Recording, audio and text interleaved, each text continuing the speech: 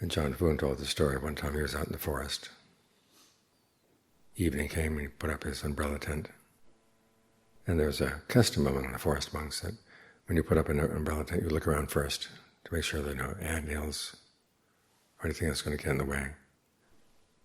Because once you put up the tent, you're not going to move it. He looked around, everything seemed fine. There was not a cloud in the sky.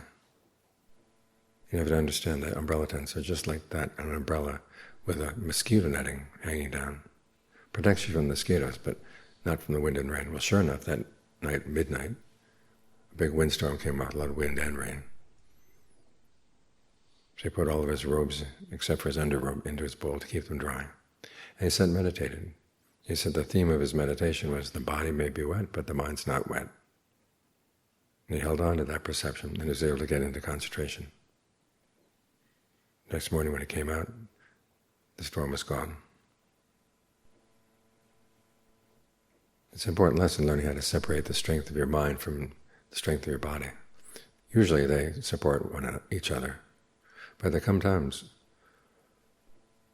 when the body just doesn't have much strength at all, and you don't want your mind strength to fall with it.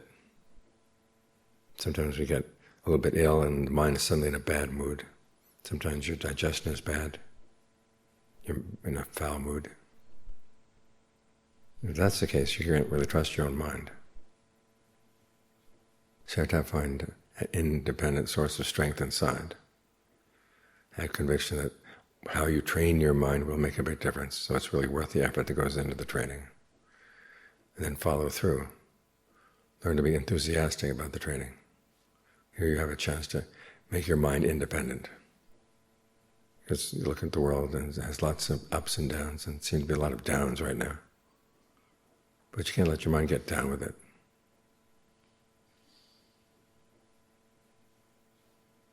And so be mindful. Get the mind into concentration so it has that independent source of food inside that will strengthen you. And the discernment that knows when to take on a burden and when not. What to lay claim to and what not to lay claim to.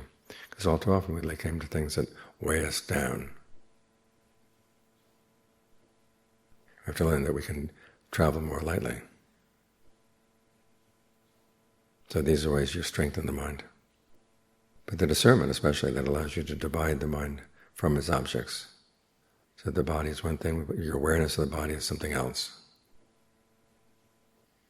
And the mind's awareness of itself is something else again. That's where the real strength lies. That kind of mind is not wet at all, because it doesn't take on anything that could make it wet, or anything that could get wet. Its strength is independent.